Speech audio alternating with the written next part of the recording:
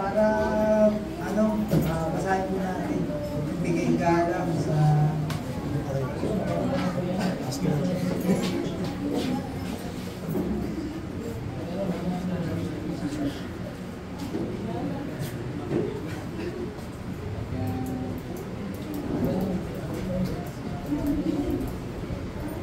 ito po yung yung title po ng pag-aaralan natin. Wala nang ibang ebanghelyo. So sa English po niya, no other gospel. So ang ating konteksto po ay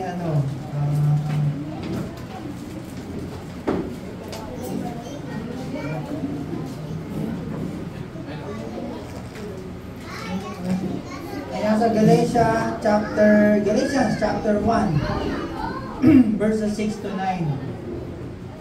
Nagtataka ako kung bakit kayo dalinin ninyong tumalikod sa Diyos na tumawag sa inyo sa pamamagitan ng kagandaang loob ni Kristo at kayo ay bumaling agad sa ibang magandang balita. Ang totoo ay wala namang ibang magandang balita. Kaya nga lamang may mga nanggugulo sa inyo at nagsisikap na baguhin ang magandang balita ni Kristo. Subalit kami o isang anghel mula sa langit ang mangaral sa inyo ng magandang balita na iba sa ipapangaral namin sa inyo, parusahan nawa siya ng Diyos. Sinabi na namin ito sa inyo at inuulit ko ngayon, parusahan nawa ng Diyos ang sino mang mangaral sa inyo ng magandang balita na naiiba kaysa sa tinanggap na ninyo. Pagkain ng Diyos ang kanyang salita. Maraming po tayo makaupo.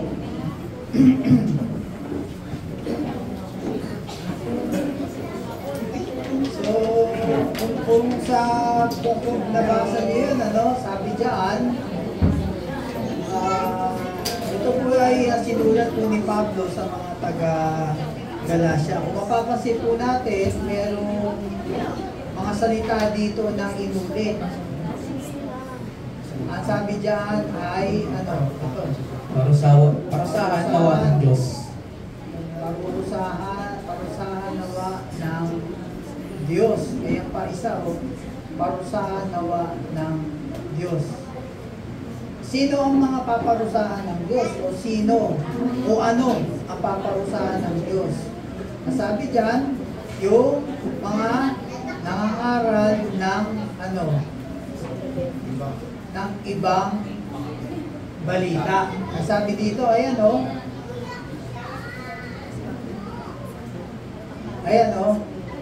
nagtataka ako kung bakit kay dali niyong tumalikod sa Diyos na tumawag sa inyo sa pamamagitan ng magandang loob ni Kristo at kayo'y bumaling agad sa ibang magandang balita. Pansinin po natin, ibang magandang balita.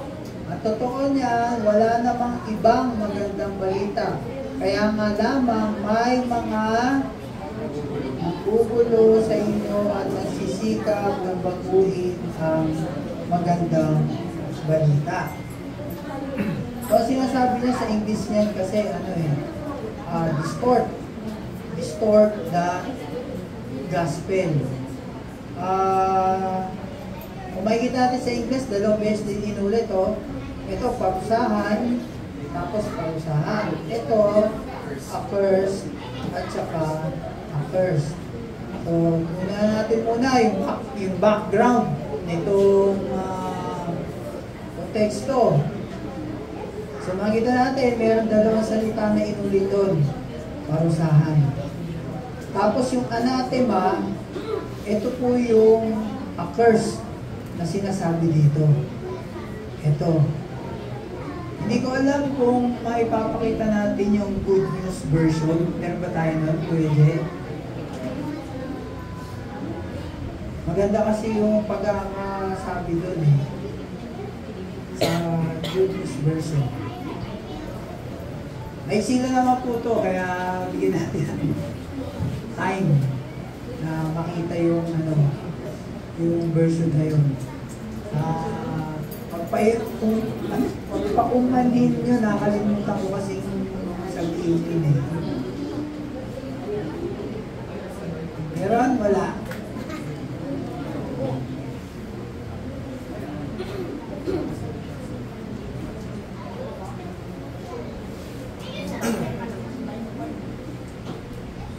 kasi sa Good News Version. Yan.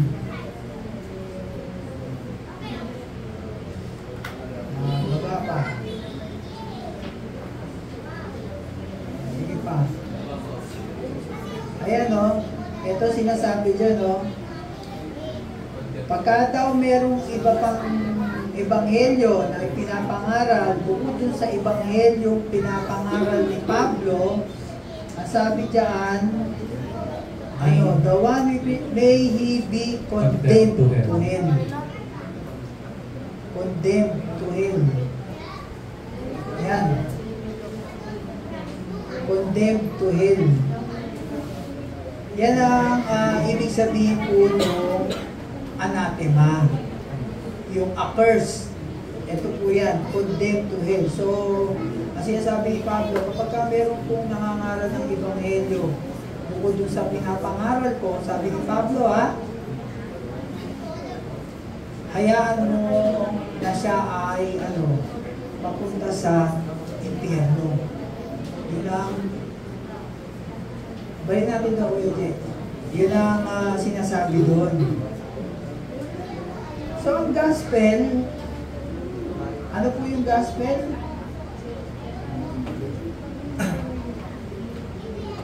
Ang gospel ay ano daw?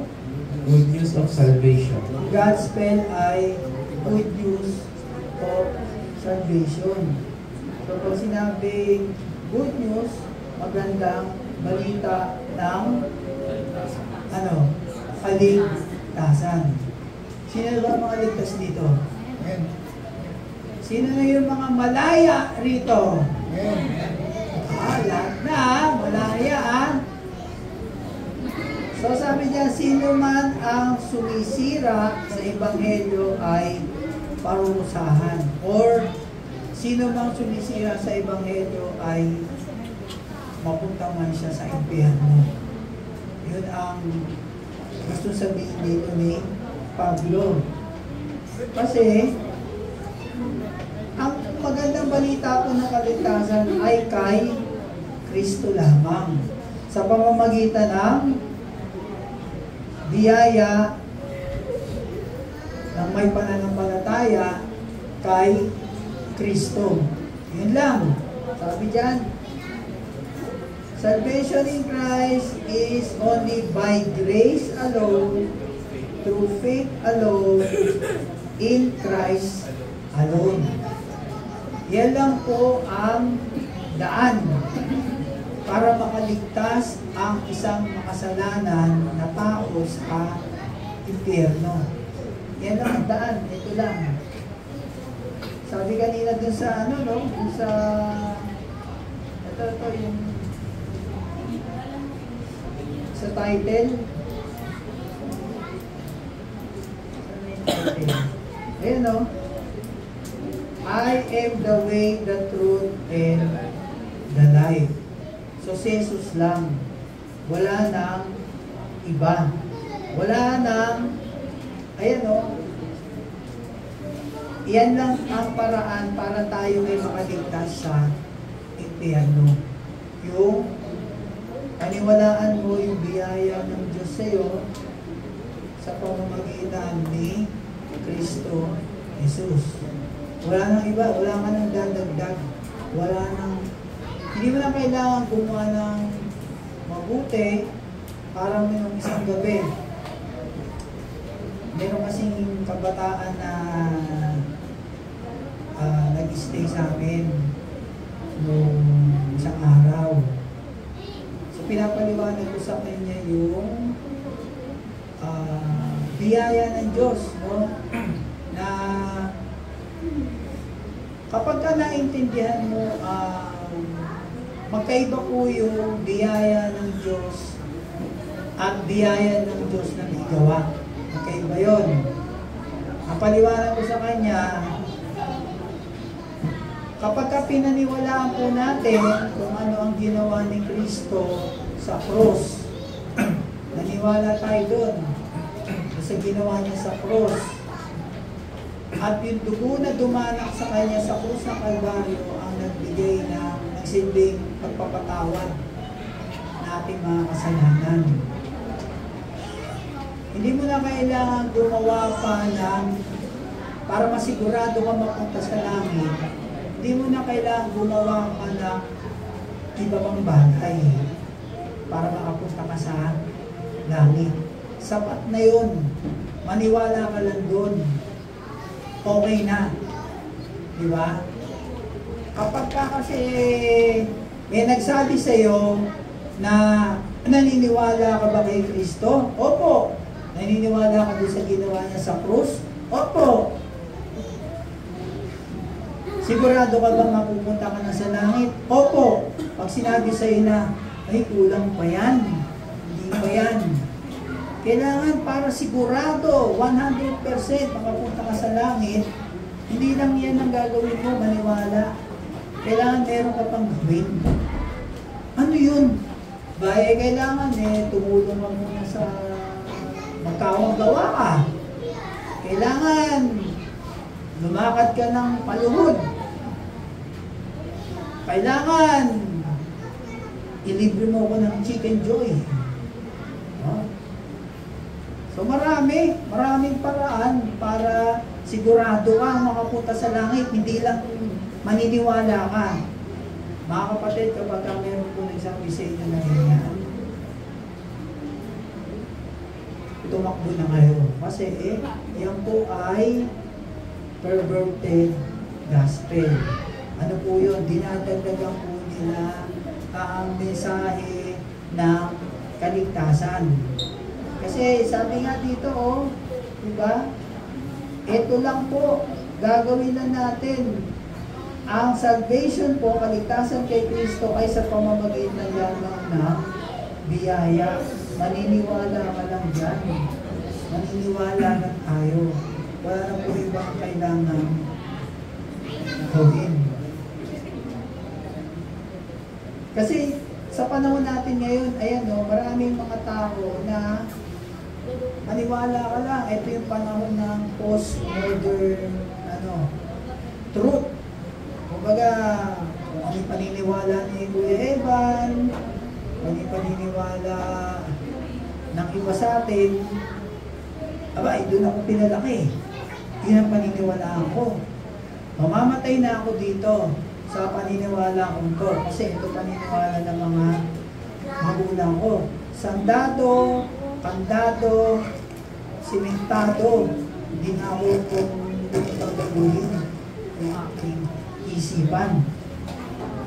So lahat ng tao naniniwala, kanya-kanyang paniniwala. Ang tanong doon, sa mga paniniwala ng mga tao, alin ang tama? No? Diba doon, alin ang tama sa lahat ng mga paniniwala? Kaya nga po pinag-aaralan natin, isa lang. Ito lang. Kasi bakit? Ano sinabi sa Matthew 21, Matthew 7? Kasi pagdating po ng pag-ukom, ito po mga sasabihin ng mga tao. Ayan ito. Ayan sa araw ng pag-ukom, marami ang magsasabi sa akin, Panginoon, hindi po ba't yung pangalan, ba't sa iyong pangalan, nangaral kami, nagpalayas sa mga demonyo at gumawa ng mga himala. Tapos ano sabi ng Diyos? Ni Lord, ngunit sasabihin ko sa kanila, hindi mo kayo kilala. Lumayo ka sa akin, kayong mga gumagawa ng kasamaan. Kasi kapag isang tao napunta sa impyerno, ito sasabihin mo, sabi ni Lord, hindi lahat na tumatawag ng Panginoon ay makakapasok sa kaharian ng langit. Kundi ang mga taong sumusunod lamang sa kalooban ng aking Ama na nasa langit. Ang tanong, ano ba yung kalooban ng aking Ama na nasa langit? Ano yung kalooban ng Diyos sa atin para makapasok tayo sa langit?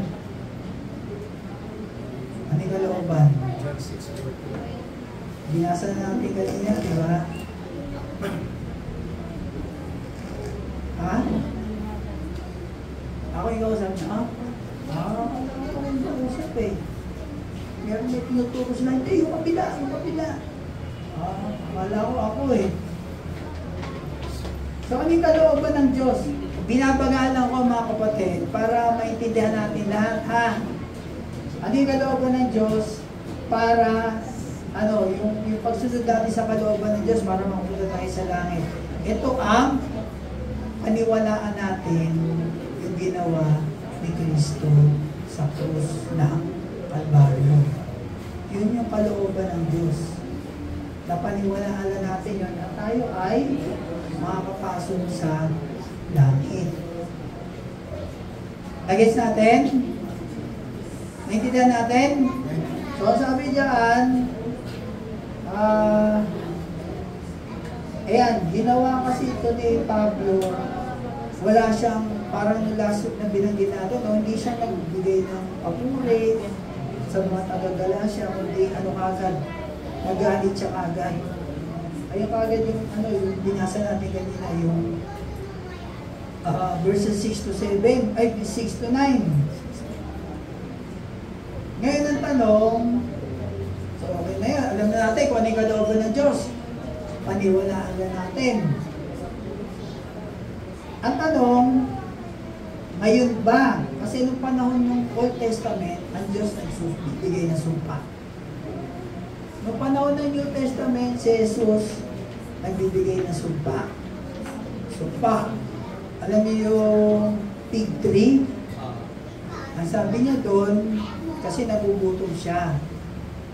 Ngayon wala siyang makain. Mapitas. Sabi niya, mula ngayon hindi ka na tutubo. Hindi ka na mamumunga. So kinabukasan, bumalik sila, kasama yung 12. Sabi nila, Lord, yung sinumpa mo na tree, na fig tree, nalanta. So si Jesus nagsabi siya ng curse, na sumpa. Actually, yung pagsumpa ni Jesus, ito po ay galing sa langit. No? So tayo, hindi po tayo nagsusumpa. Mamatay ka na sana. Hindi gano'n, ha? Hindi tayo magagano'n, ha? Matapa ka sana. Madulas ka sana. Hindi tayo nagsasabi ng gano'n. Hindi po galing sa langit yun. Galing po sa Diablo yun. Pero si Jesus, nagbibigay siya ng sumpa, pero galing po yan sa langit. Tulad nun, no?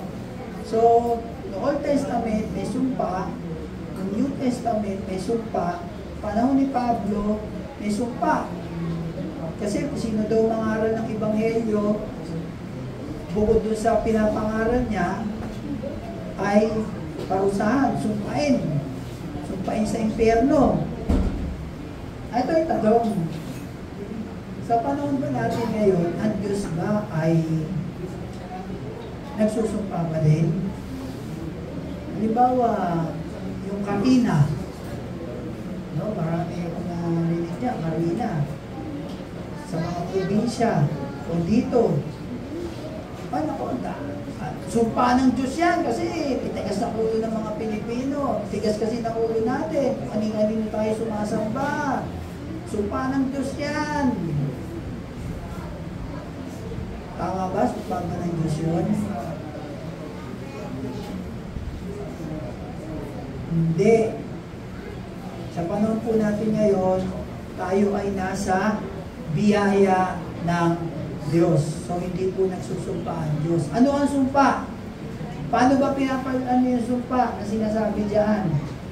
Ito yan. Sabi sa 1 Corinthians 16:22, yung sumpa na sinasabi doon, ha? Sumpain ang sino mang walang pag-ibig sa Panginoon. So, kapag ka hindi mo mahal si Kristo, ikaw ay sumpain. Yan yung sinasabing sumpa doon sa sinasabi ni Pablo. Naintindihan niyo ako? Yan yung sumpa na yun. Sino mang hindi magmahal kay Kristo.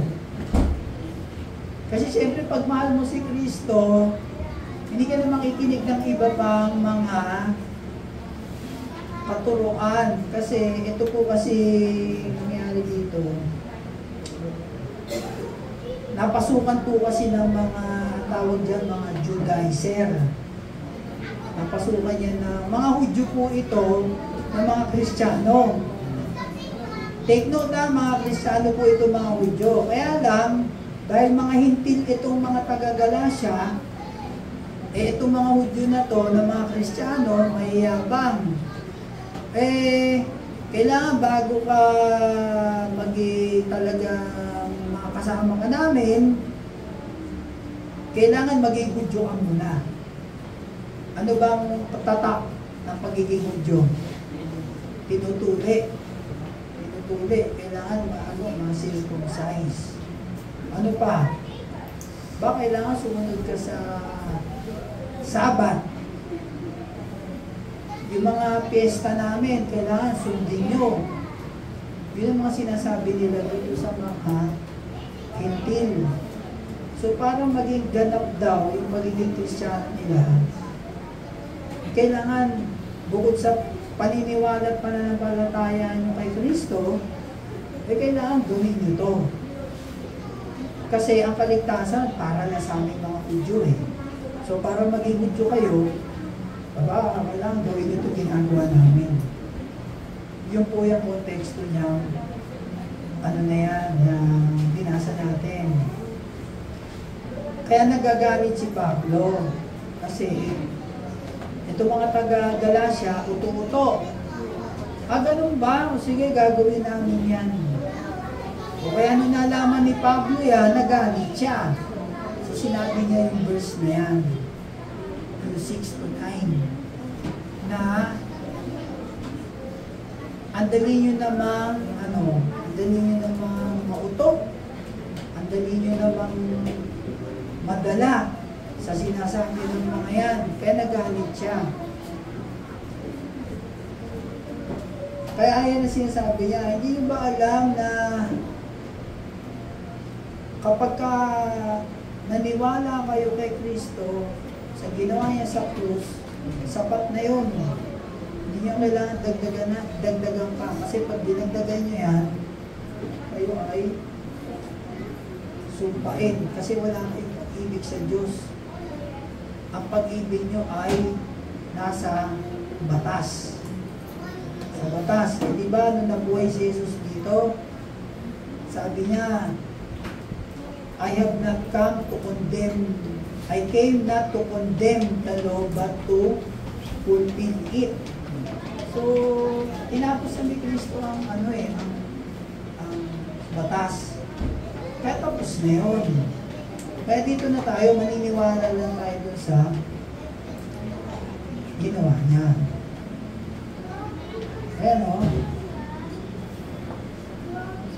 Ang pagsumpa ay, binibigas sa sino mang hindi umiibig sa Panginoon Kristo.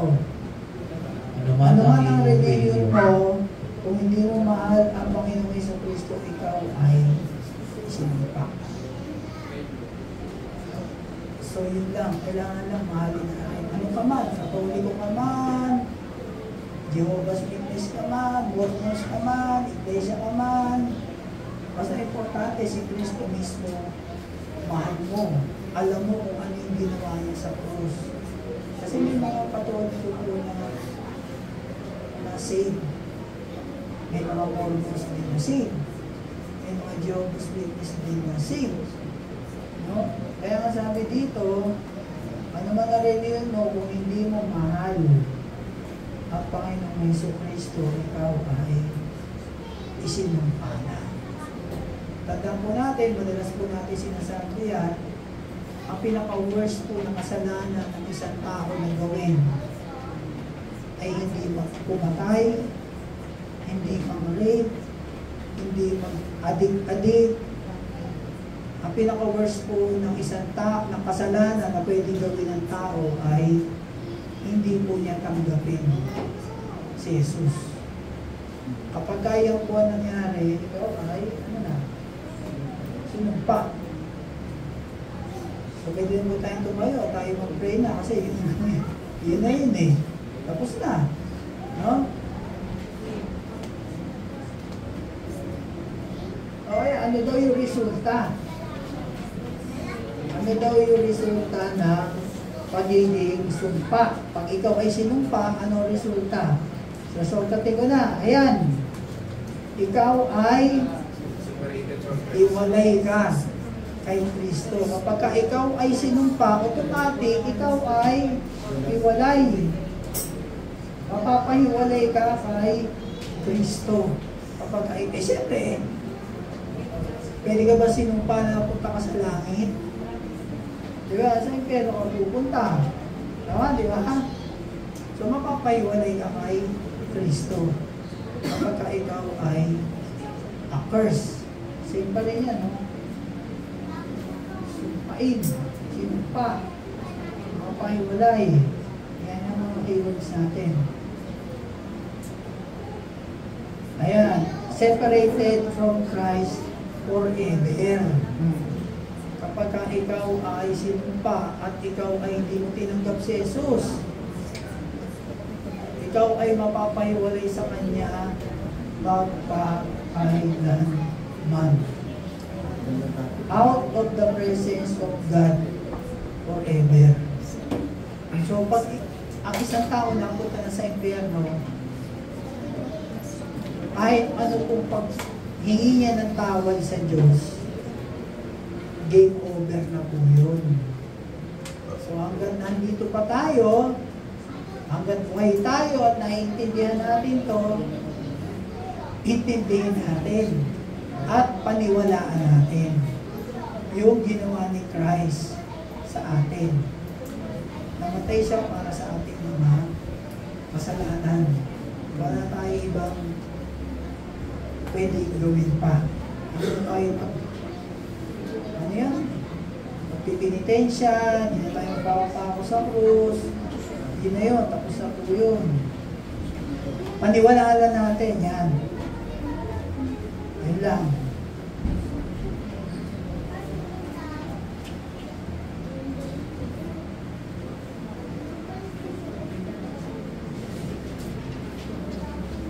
So ayan, no?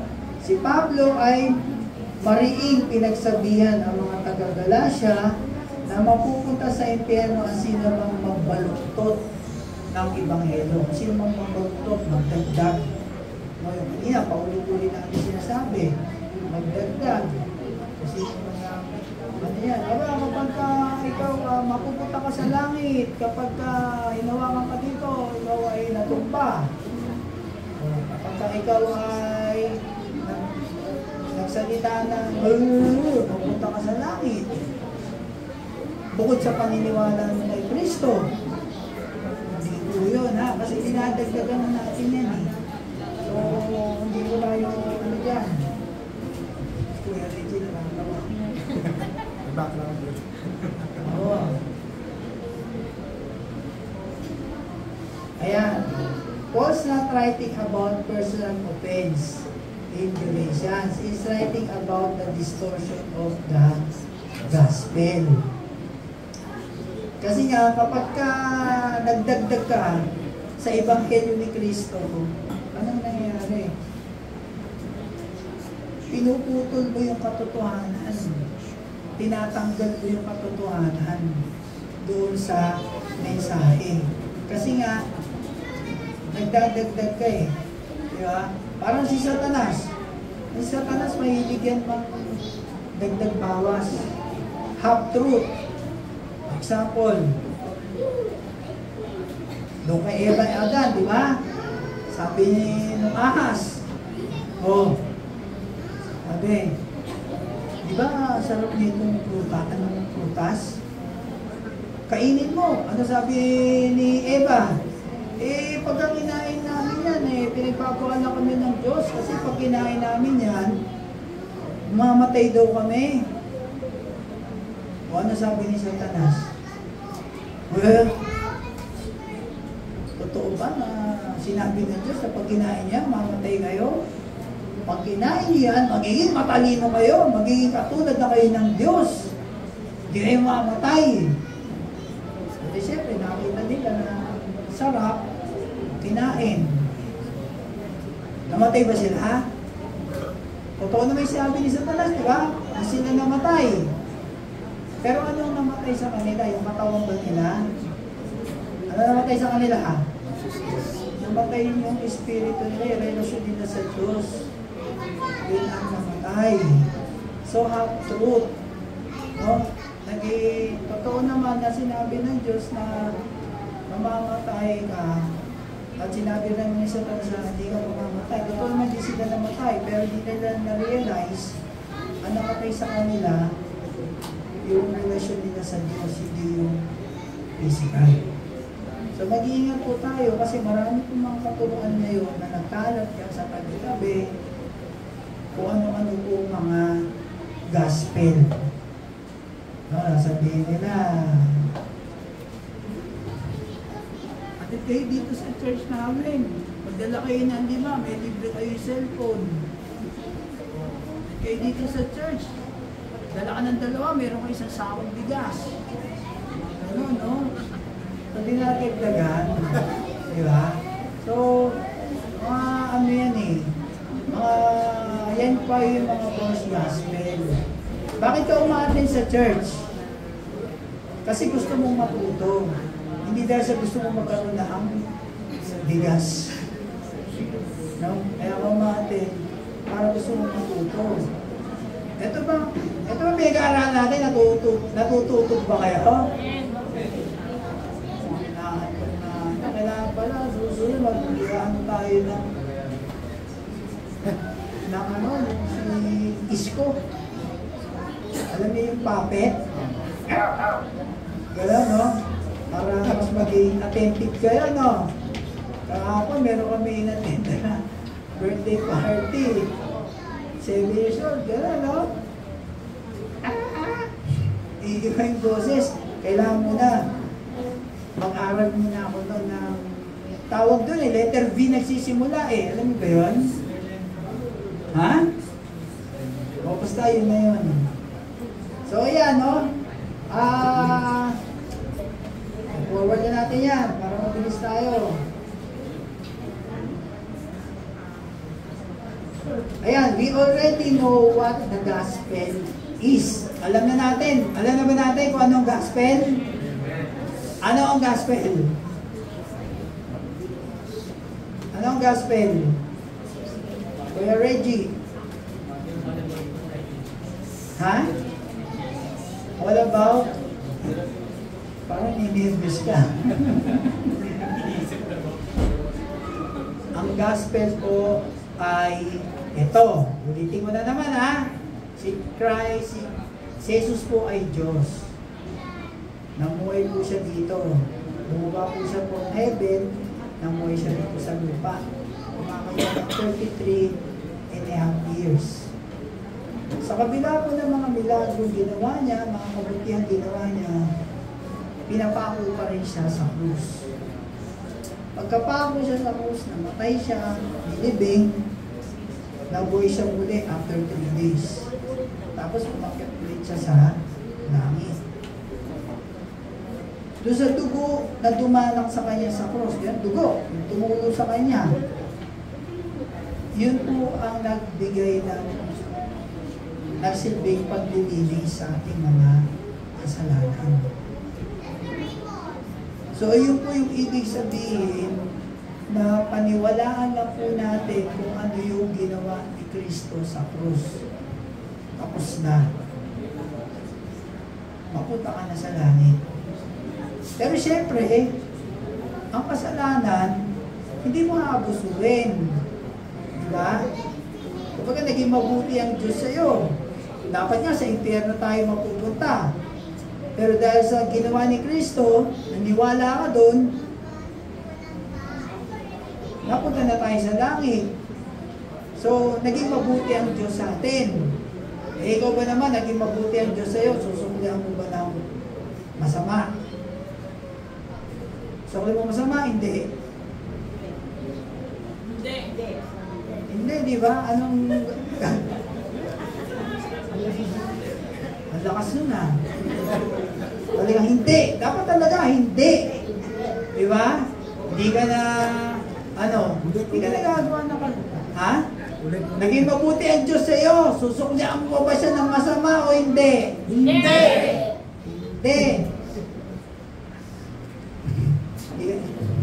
Pag-ising na.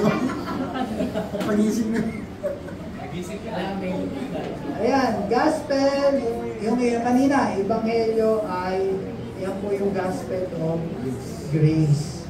So faith lang, maniwala lang tayo, wala nang gawa. Hindi na tayo kailangan gumawa. Yung kanina kinukwento ko na, naniwala ka kay Kristo, pero kailangan mo pa rin, gumawa ng mabuti. Yung paggawa po ng mabuti, resulta na lang po yan ng pagiging Kristiyano mo. Hindi yung, kaya ka gumagawa ng mabuti para makapunta ka sa langit. Hindi po, baliktad. Kaya ka gumagawa ng mabuti kasi resulta na lang yan ng pagiging Kristiyano mo. Tama? Para si Kuya Reggie kanina, nagdala siya ng coffee. Diba? Resulta na lang yun ng pagiging Kristiyano niya. Siya ay generous, mapagbigay. Lahat ba tayo mapagbigay? Ha? Sino mapagbigay dito? Naisip magdala kayo ng kape, ha? Lahat ito mapagbigay, eh. Naisip, dala kayo kape, ha? Tsaka baso. So, ano yung 3 points? So, ano na tayo? Bilisan na natin. False wonder, false wisdom, false warning. Ano yung false wonder? Yung namamangha siya. Kasi, ang dali niyo naman mauto. Kumbaga, nangaral ako sa inyo na 3 beses akong bumabalik dito. Hindi niyo pa rin maintindihan. Namamangha ako sa pagiging uto-uto nyo. Yun ang sinabi nyo dito. False wisdom. Alam nyo ba, na kapag yung mga ganyan, nagdadagdag yan ng katuruan, bukod sa pananampalataya kay Kristo, mga false teachers po yan. Huwag kayo maniniwala dyan. So yun yung karunungan ni Paul. Kasi yung pinipreach niya, ito yung totoo. Dahil natanggap niya yung katuruan na yan, diretso mismo kay Jesus. Hindi katulad na itong mga to, kani-kanino. Tapos dinadagdagan nila. So, ayan yun. Yung warning, ano yun? Yung warning ni Paul. Yung verse 7, tsaka 9. Na sinumang mangaral ng ebanghelyo na iba sa pinangangaral ko, siya ay sumpain. Siya ay mapunta sa impyerno. So, yan yun. Yan lang yun, no? Yan lang yun. Sinurtat ko na. We are called by faith. Tinawag tayo sa pamamagitan ng pananampalataya. We are called not by works. Hindi tayo, tinawag tayo sa pamamagitan ng pananampalataya, hindi tayo tinawag sa pamamagitan ng paggawa.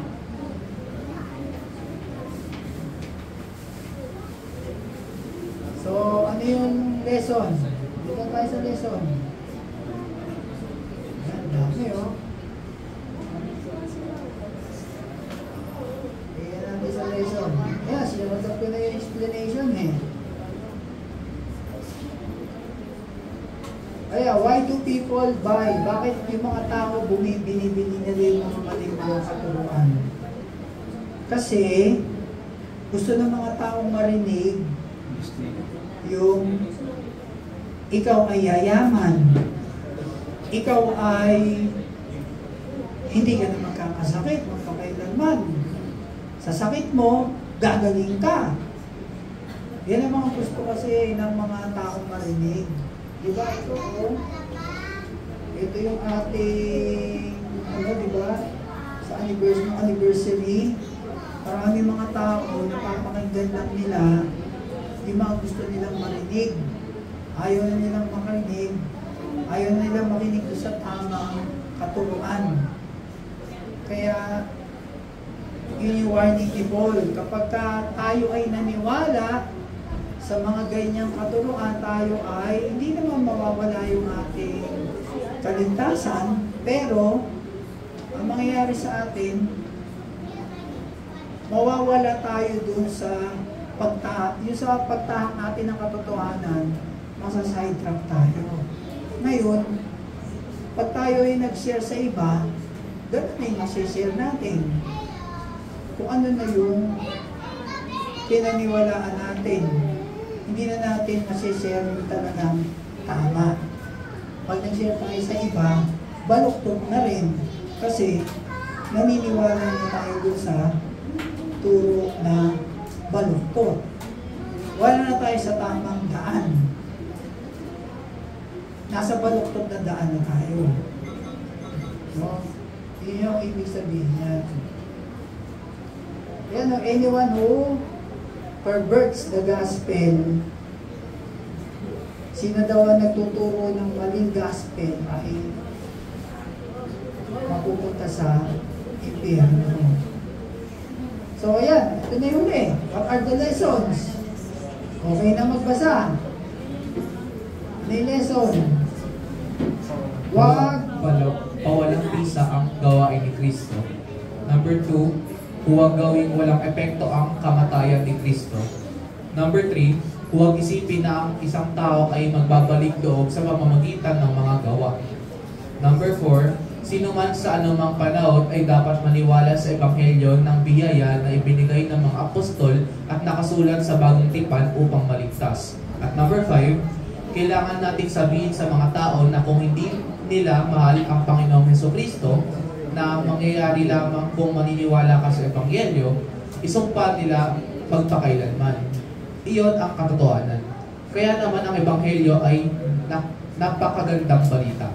So, linaw, no? Naintindihan nyo, ulitin ko.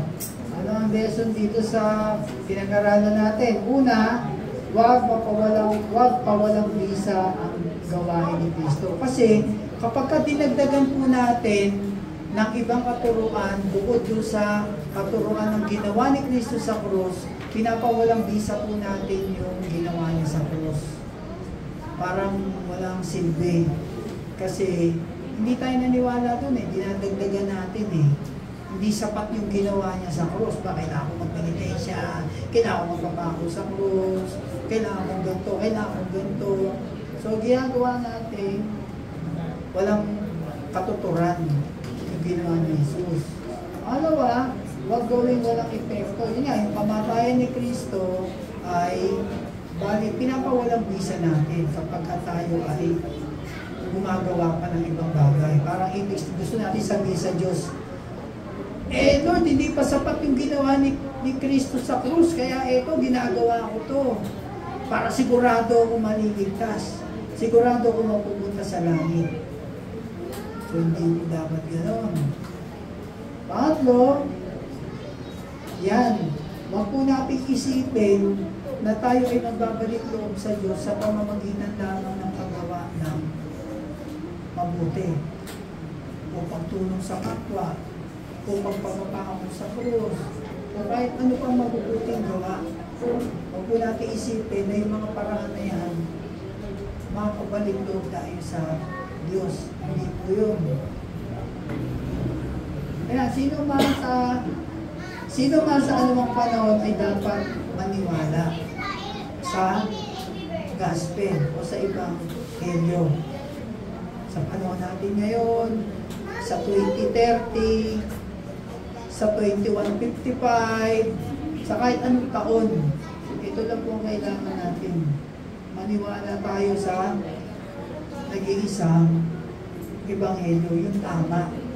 Wala nang dagdag na gawa.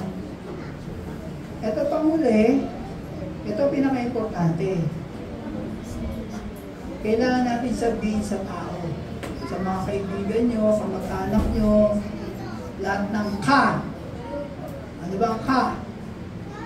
Kaibigan, kapatid, kamag-anak, kakilala, kapitbahay, kabit. Kabit? Kabit. So, lahat ng ka, sabihan nyo na kung hindi nila mahal ang Panginoong Jesucristo, sila ay mapupunta sa impyerno. Sila ay susumpain magpakailanman. Yan po ang kagandahan ng Ebanghelyo. Maniwala lang po tayo. Wala nang ibang kailangan gawin. Intindihan po natin? Sige, tayo po tayo lahat.